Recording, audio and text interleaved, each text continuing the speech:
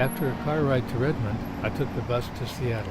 The next bus only runs once a day, so I made sure that I got here early. Transferring from Sound Transit to the Dungeness line system, we were headed off to the ferry. Once on the ferry, I got off the bus and stretched my legs. A little while later, we were crossing the Hood Canal Bridge. One more bus transfer, and we were headed down into Port Townsend. Seeing the marina got me all excited as I knew we were almost there. Just one more little shuttle to catch to go across town. One of the buses only runs once a day, and I was so nervous about meeting all my transfers that I hadn't eaten until 5 o'clock. I arrived around 6 o'clock in the evening, and there were still plenty of people and lots of boats. I needed a place to tie up the kayak to spend the night on it.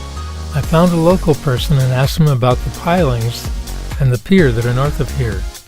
He said that the pilings are no longer above the water and the pier is part of a public park. Probably not a very good idea to tie up to. So I decided to wait till after dark, inflate the kayak, and then go around to one of the main docks. There was a fairly long spit that I had to go around, and since it was high tide, the waves were breaking over it, and I could hear them. It was scary sounding, but I couldn't see anything at all. I finally got to the dock and tied up next to this white boat. I slept like a baby, except that 2 hours later I woke up very, very cold. This picture was taken the next morning, and it was just late enough that the stores were open and I got my latte.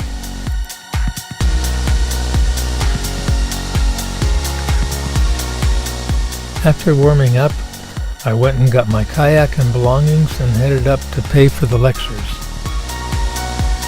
I got there before it opened and had some wonderful conversations with people there.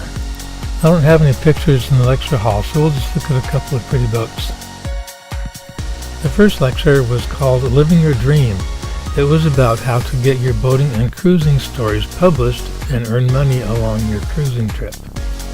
This was mostly about getting the story done and not about publishing, which proved pertinent for making videos. The second one was quite fascinating but not quite as pertinent. It was called Finding Pax and Writing Your Boat's Story. Pax was the name of her boat that had quite a history that she told about. It was lunchtime, so I went down to the food booths, got my lunch, sat at a picnic table next to the music stage, and ate. And after that, it was time to look at boats and more boats.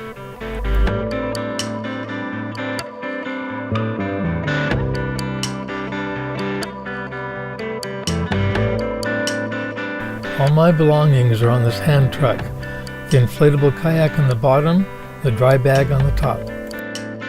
It was getting late, so I decided to take my belongings and walk down the dock as if I belonged there. I had just completed inflating the kayak when the captain of the schooner came out and asked me how I slept last night. He said he and the crew were worried about me getting swept under the boat during the high current. I said I was fine, except that I woke up at 4 in the morning, freezing to death. He said, "How would you like to sleep here tonight?" Oh my God, of course I said yes. We put my kayak and belongings on deck and I climbed aboard. I was giddy with excitement as I looked around at everything nautical. They invited me inside, where I was served the biggest pork chop that I'd ever seen. Inside, the brightwork looked like it had just been done, and that filtered out to the outside also. The captain and the 3 crew members that were aboard made me feel very much at home. We talked, joked around, and bantered until sunset, which we went outside and watched. When it was time to go to bed, we went downstairs and I laid out my sleeping bag on the couch. There were 4 staterooms, each having their own bathroom and a door to shut. So I had the roomy salon all to myself. At the foot of my couch, was his galley. I slept very well that night. When I woke up, I went up the dock and had a latte. Then went back down to take more pictures before I had to leave. I had never been on a schooner before. The Mary Ellen, built in 1922, the 114-foot long, was quite an experience. I said my goodbyes as I watched an otter playing on the dock.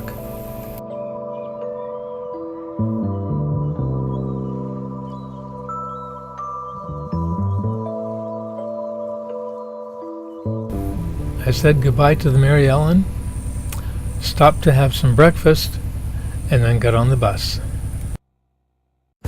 When I arrived at the next bus stop, I looked up in the sky and saw this face. Time to transfer to the next bus and head south.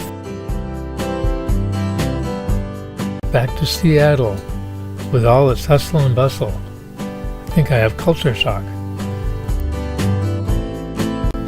Looking back and thinking about my adventure, I think this is something I'll remember forever. If you like this video, please hit the like button. If you want to subscribe, please do, and remember to hit the bell.